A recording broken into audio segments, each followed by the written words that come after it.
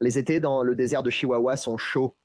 Passer d'une situation intérieure confortable comme celle-ci à une vie hors réseau, la solution habituelle est de dépenser une fortune en panneaux solaires et en batteries.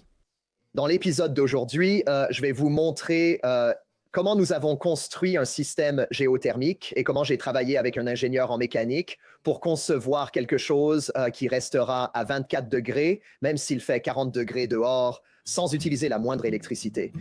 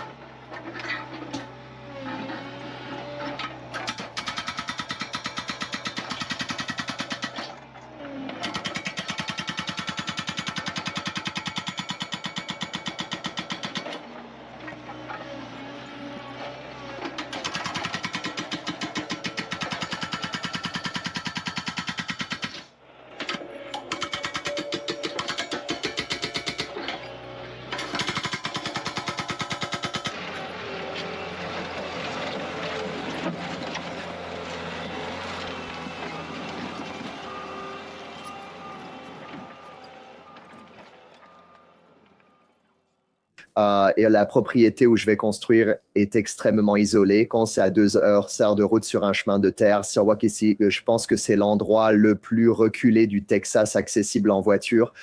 Pour ce projet, il est évident qu'un camion de béton ne pourra jamais atteindre le site. Le béton durcirait avant d'arriver. Nous avons choisi les sacs de sable pour plusieurs raisons. L'une des raisons, c'est que c'est un désert et qu'il est rempli de sable et de gravier. On peut utiliser le matériau sur place. J'ai aussi trouvé un accessoire pour chargeuse compacte qui remplit 3000 sacs par jour. J'ai acheté cet accessoire, j'ai tous les sacs de sable et je travaille avec l'architecte. Je lui dis à quel point il est crucial que la performance thermique du bâtiment soit absolument optimisée. Je suis hors réseau. Je ne veux pas dépenser une fortune en batterie et systèmes électriques. Là, je préfère investir dans l'ingénierie pour garantir une construction optimale, adaptée à l'environnement. On dirait que tu as un parcours presque idéal pour m'aider à faire ça. Oui, tout cela me semble bien. Tu as raison, le sable est un bon matériau. Parce qu'en fait, le problème général va être de sceller toutes les ouvertures dans la maison. Donc toutes les fenêtres, les portes, il faut s'assurer qu'elles ne sont pas mal construites. Qu'elles ne fuient pas, c'est ça. Fuyantes, parce que la stratégie de refroidissement, on dirait que vous l'avez déjà bien pensée. Ce sera la cheminée solaire que vous avez déjà installée. Et je recommanderai aussi les ouvertures au sommet du toit, comme on en parlait avec le Yakshal. Oui, en fait, c'est ça. J'ai vu que tu écrivais ça, mais je n'ai aucune idée de qui il est. Intéressant, donc ce n'est pas une personne, c'est en fait une technologie ancienne du Moyen-Orient qu'ils utilisaient essentiellement pour stocker de la nourriture et fabriquer de la glace. Donc c'est en gros la forme que tu as, un peu comme une structure en nid d'abeille avec Ah, j'ai vu ça, d'accord. J'ai vu ça sur YouTube, oui. Ouais, donc en gros, ça fait entrer l'air par le bas, et puis ce qui manque dans le design, c'est qu'il y a une grande fosse au fond. Donc ce qui se passe, c'est que naturellement, l'air frais va entrer, descendre dans la fosse, et ensuite l'air chaud va monter par la cheminée en haut. Et ensuite, tout circule comme ça. C'est simplement une ventilation naturelle directe. Donc c'est cool. J'aimerais avoir plus de confirmation sur la température du calcaire dont tu parlais. Le niveau de surface en creusant dans le calcaire pourrait être un peu plus chaud. Mais les solutions de refroidissement géothermique vont vraiment en profondeur pour obtenir cette température constante qui ne change jamais. Le problème avec ça, c'est que ça demande beaucoup d'efforts pour aller aussi profond. Oui, et ça, c'est 700 mètres carrés par cabine. Oui, exactement.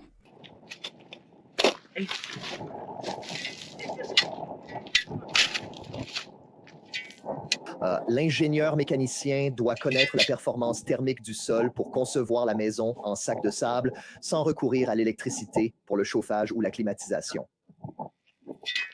Je pense que c'est tout, mec.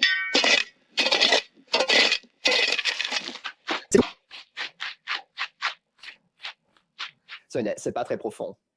Je croyais que c'était entre 30 et 90 cm, mais c'est moins de 30 cm. Un pied et un pouce et demi, c'est peu profond. Je vais prendre ça et je vais le mettre dans ce sac ici. J'ai déjà tout configuré sur mon téléphone pour avoir une lecture de la température en direct. Tout ce que je veux faire, c'est empêcher la saleté de rentrer là-dedans et l'humidité va probablement être faussée à cause du sac, mais ce n'est pas grave. On va juste enterrer ça temporairement pour une journée, recueillir quelques données, puis je reviendrai demain pour récupérer ce sac. Voici les données en direct du capteur. Je vais simplement recouvrir le capteur de terre. Je pourrais peut-être obtenir les données, mais sans doute pas à travers le sol. Ce serait bien si je n'avais pas à le déterrer, mais si je dois le faire, ça me prendra 5 minutes. Donc c'est une tâche assez facile.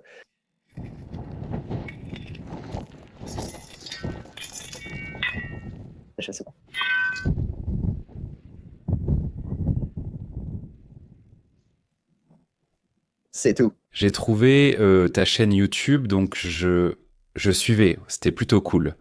Ouais, le copain de la sœur de ma copine, genre il est très déterminé à, dans 10 ans, avoir à peu près la même chose. Donc il est en train de le planifier en ce moment. Il était content d'apprendre. C'est génial, mec. Ouais, c'est sympa. Il y a toutes ces petites connexions aléatoires, des histoires comme celle que tu viens de partager avec moi, où je sais pas, beaucoup de gens ont la même vision. C'est juste, ouais, ça s'est enfin concrétisé pour moi. J'ai pu le faire. Tu as vu les données genre, qui montraient ça, que c'était un profond d'environ 1,5 pied, ou juste un peu plus d'1 pied. Ouais, juste un peu plus d'1 pied. Très joli. Beaucoup. Je me suis enregistré en train de regarder les données et ce n'était pas une réaction joyeuse. Et c'est ça le problème, c'est que toutes ces températures étaient plus chaudes que l'air. Et ce n'est pas que le polychlorure de vinyle soit si génial, mais j'ai lu que le polychlorure de vinyle a en fait un transfert thermique assez bon. Oui, j'ai vu ça et je pense que le polyéthylène haute densité pourrait être meilleur en termes de transfert thermique. Je visais le polychlorure de vinyle comme étant potentiellement je pense à 2 rangées. C'est comme le thermique à l'extérieur et puis à l'intérieur de la maison. Ce sont les tuyaux à meilleur transfert de chaleur. Et ensuite, tu auras juste un tuyau fin, plus isolé, qui passe entre les deux. Comme ça, si c'est à 12 mètres de la maison, il ne perdra pas toute sa chaleur avant même d'arriver à la maison. D'accord. Et tu penses que ce serait possible pour toi de faire quelque chose d'un peu plus précis qu'une estimation au doigt levé pour savoir jusqu'où je dois aller dans la roche, sachant qu'on vise environ 65 mètres carrés? En profondeur sous la maison. Oui, donc si je creuse dans la pente, jusqu'où dois-je aller dans cette pente pour être sûr d'obtenir les températures que je recherche? 8 pieds donnerait des températures constantes.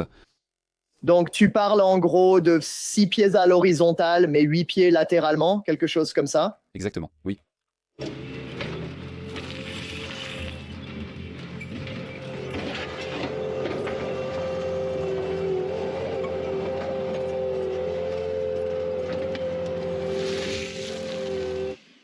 bande de roulement fonctionnelle.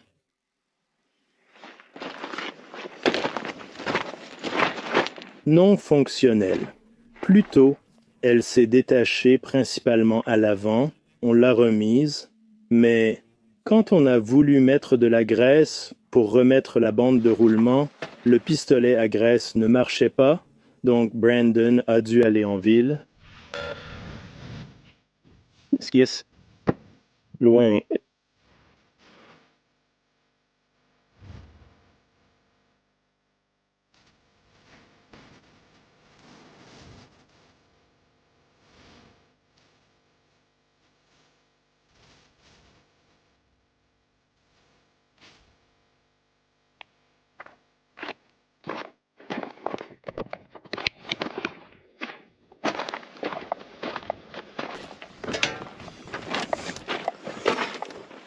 Plus jamais fauché, d'accord? Fais un donut. Ne fais pas ça. Dans-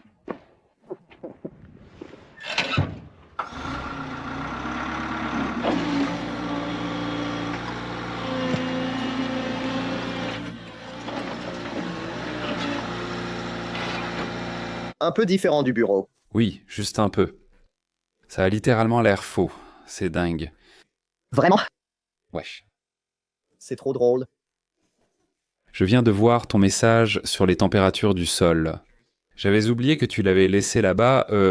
Ça a l'air super. Avoir des températures constantes aussi longtemps, c'est tout ce qu'il faut. Et c'était parce que, tu sais, j'ai failli faire une crise cardiaque la première fois que j'ai consulté les données. Mais cette fois, j'ai vu la baisse et j'ai vu le graphique. Et c'était comme, oh merci mon Dieu, d'accord, 45 à 50, je n'ai pas vu la plage exacte, mais 45, 55, quelque chose comme ça. Ouais, quelque chose comme ça, je crois que c'est à peine monté jusqu'à 53. Donc les tuyaux vont être posés dans le sol à cette profondeur, genre à 1 mètre ou 1,20 m. Peu importe ce que tu mets dessous. Un sol plat n'est pas un problème, et tu n'as pas à vivre là. Donc tu peux juste écraser de la roche, creuser et la poser, puis couler du ciment par-dessus. Juste pour assurer une bonne connexion thermique. Ensuite, mon idée était de percer cette profondeur hypothétique de 90 cm du mur. Dans ce qui n'est que la roche, mais si tu ne veux pas faire ça, ce qui est assez logique, on peut simplement découper une autre petite section dans la maison et ensuite faire sortir les tuyaux du sol à l'un des sacs de sable. Il y aurait juste une sorte de tranchée en dessous. Et la tranchée entrerait juste un peu dans ta maison, juste assez pour monter tout droit avec un coude et ensuite avoir l'air là. Avec cette solution, ça enlève un peu les prises d'air de base et la végétation autour de la maison qui refroidit l'air entrant. Mais ça ne veut pas forcément dire que tu ne devrais pas le faire. Je pense que c'est un avantage quoi qu'il arrive, surtout si tu le mets simplement autour de ta fenêtre. Parce que ensuite cet air va passer par tes fenêtres et ressortir par le haut et tu auras une bonne ventilation croisée. Donc cet effet de refroidissement va entrer. Donc pour ces journées de mi-saison, je pense quand même qu'il y a un avantage à faire pousser de la végétation autour, ce qui est de toute façon ton objectif. Ouais, non, et je pense que ce que je vais faire pour le tuyau d'admission, c'est que je veux. Il y a une pente, mais il y a deux pentes de chaque côté, est et ouest. Et du côté est, c'est là que je veux creuser la tranchée parce que ça protège du soleil le plus longtemps possible. Et donc, on pourra avoir les plantes qui pousseront mieux de ce côté-là, l'air sera plus frais de ce côté-là. Et puis, oui, ça va être tellement plus facile.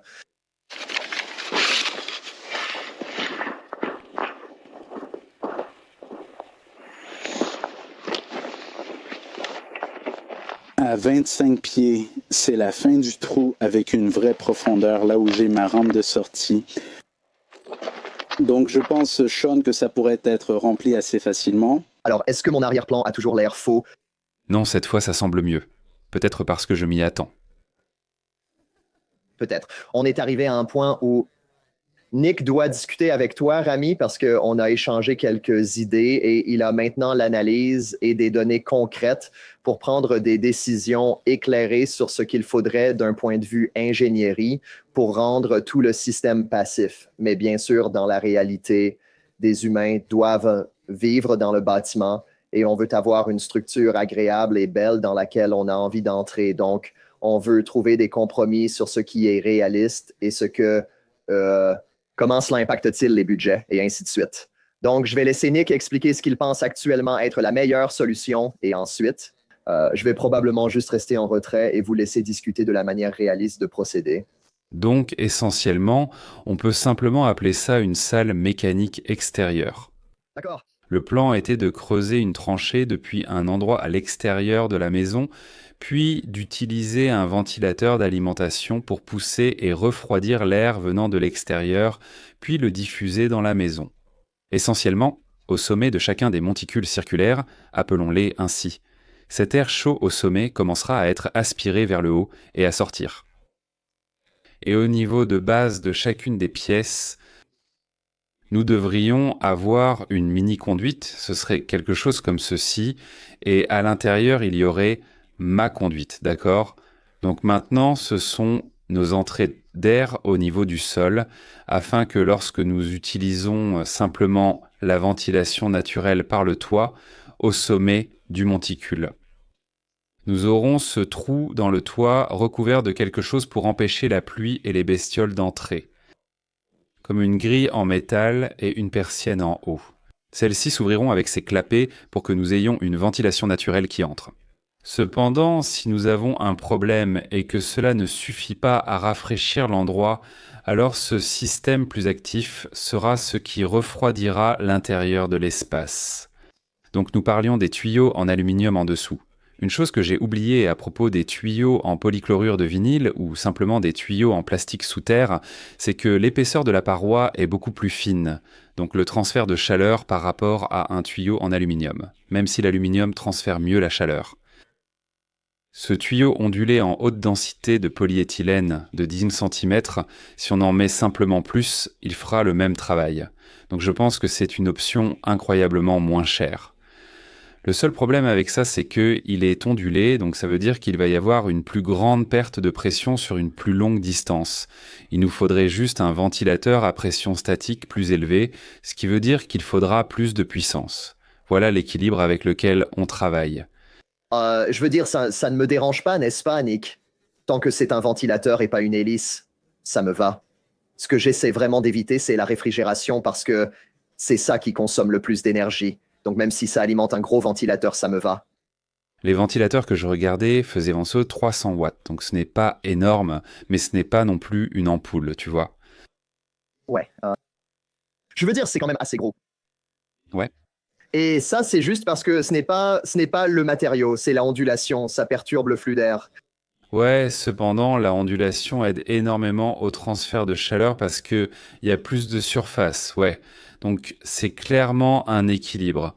Je n'ai pas pu trouver de tuyaux en plastique à parois fines non ondulées parce que la ondulation ajoute de la solidité, donc c'est l'équilibre. J'ai vu un rouleau de 30 mètres de ce tuyau ondulé de 10 cm. Ça coûtait environ $100. C'est le genre de budget qui me convient. Oui, exactement. Si tout est sous terre et qu'on arrive ici, ça veut dire que toute la pluie qui tombe va entrer dans les tuyaux, mais ensuite elle va juste passer à travers et s'écouler dans le sol. Donc ça résoudrait aussi tout problème de condensation qu'on pourrait avoir à l'intérieur du drain. Cependant, il faut garder à l'esprit la croissance de moisissures et tout ce qui pourrait entrer dans ce tuyau. C'est juste un autre système dont je n'ai pas encore résolu tous les problèmes opérationnels. J'en suis juste au point où le transfert de chaleur est bon, mais oui, c'est à peu près là où j'en suis. On verra comment se passe l'excavation, mais cette partie-là, on peut l'improviser parce que je sais que plus je creuse profond, meilleures seront les performances. Donc, si ça devient vraiment compliqué, je peux toujours m'arrêter à 1,20 m. Si ça se passe plutôt bien, ça vaut le coup tant que j'ai tout le matériel sur place de descendre jusqu'à 1,80 m, alors on pourra faire ça. Tu as vraiment juste besoin d'espace pour le ventilateur, la zone de service du ventilateur, et aussi juste un peu de temps ou de longueur de conduit pour que l'air puisse bien se développer. Il faut juste qu'on trouve un support structurel pour le ventilateur. Et en gros, ce système de tuyauterie est juste schématique pour l'instant. Je vais essayer de faire un dessin détaillé montrant les vrais points de connexion, comment l'étanchéifier et faire quelques autres choses, comme un collecteur, là où il y aura des registres dessus, pour que tu puisses même simplement en ouvrir ou fermer quelques-uns à la fois. Ce ventilateur va souffler une certaine quantité d'air et elle sera répartie uniformément dans chacun de ces tuyaux, ce qui aidera parce que plus l'air circule lentement dans les tuyaux, plus le transfert de chaleur vers la maison sera important. Ensuite, le débit total en CFM ira dans la maison elle-même et ce sera une quantité significative, mais le transfert de chaleur sera meilleur en passant par des tuyaux séparés. Je fais le tour seul ou tu me fais visiter? Oui, d'accord.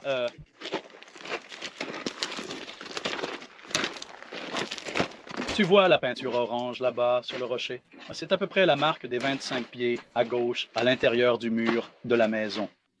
Super, d'accord. Alors, Waouh, ça ne ressort pas à la caméra. non, c'est immense. Ouais, oh la vache. Utilise la lame du chargeur compact pour plus de précision en profondeur. D'accord, non, c'est super. Et je me demandais comment ça... Je veux dire, même s'il y avait un problème de drainage, l'eau va descendre là de toute façon, c'est parfait. Ouais, donc il y a beaucoup de remplissage à faire, mais je ne voulais pas encore le remplir parce que il pourrait en falloir un peu plus là-haut parce que cet ébouli est tout de ce côté par rapport à l'endroit où tu veux le fond du trou, mais je ne savais pas, Non, je peux juste prendre une pelle. ouais, Je vais juste descendre là-bas avec une pelle. être là-dessous. Je n'ai pas envie de traîner là-bas, mais ça va pour... Juste pas tout seul, sans quelqu'un autour. C'est sûr que les trucs bien tassés, j'ai du mal à imaginer que ça puisse arriver. C'est tellement difficile de déplacer ce matériau. Comme tu peux le voir, tu dois juste casser. Ouais, c'est toute la partie marron foncé. Oui, c'est que de la roche là-dessous. Oui, oui, moi j'ai une bien meilleure idée du travail accompli. Oui, je savais. Ça ne ressortait pas à l'écran. Oui, ça ressemble à un petit tas de terre, mais ça représente beaucoup d'heures. Cool, mec, je pense que... ouais, on est en fait assez proche de commencer. Ouais, cool. D'accord, allons-y. En fait, la boîte à outils est là-bas. Non, je l'ai mise dans le camion.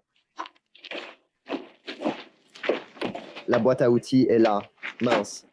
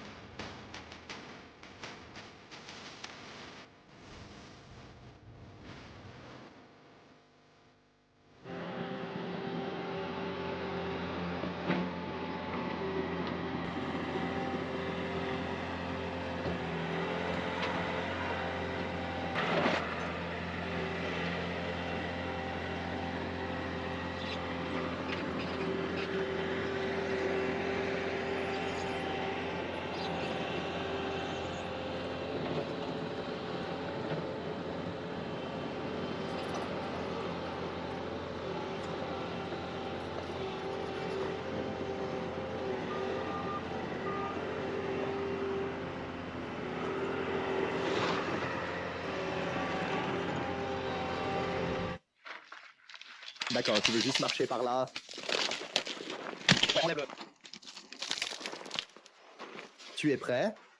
Je suis prêt.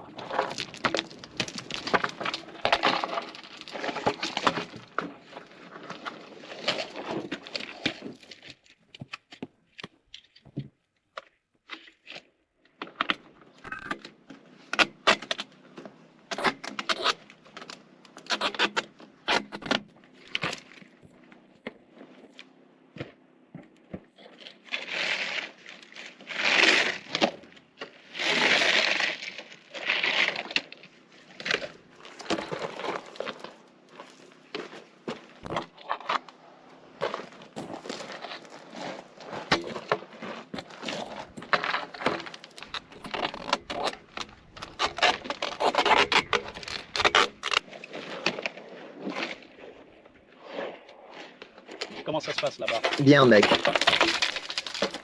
Je serai prêt dans 10 minutes.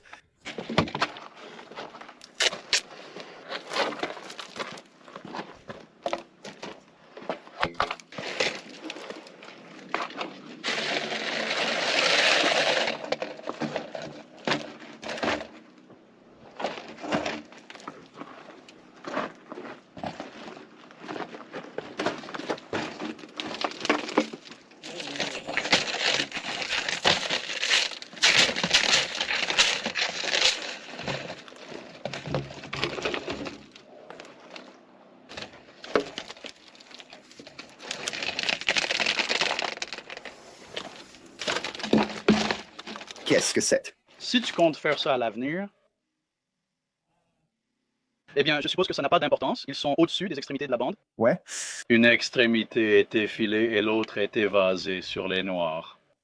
Oui, je sais, j'aurais dû avoir des connecteurs, mais il me manquait des pièces. L'ingénieur a dit que le scotch suffit.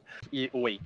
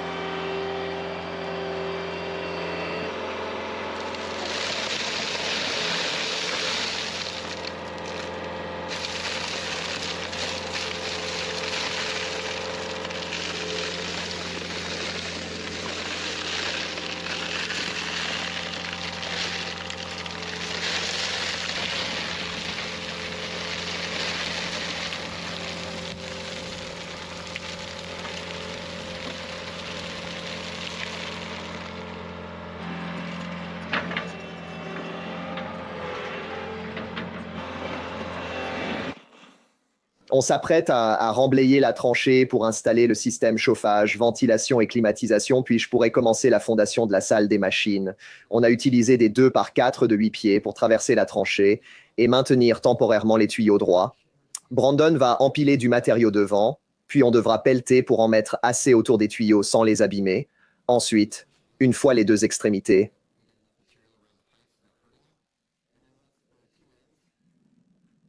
cette extrémité-là et cette extrémité-ci sont maintenues en place simplement par le poids de la terre et Brandon, depuis le dessus, va pouvoir monter avec le skid et déverser le reste du matériau dedans. Il faudra utiliser une pelle pour certaines parties, mais avec de la chance, il pourra y mettre presque tout le matériau en quelques mètres cubes.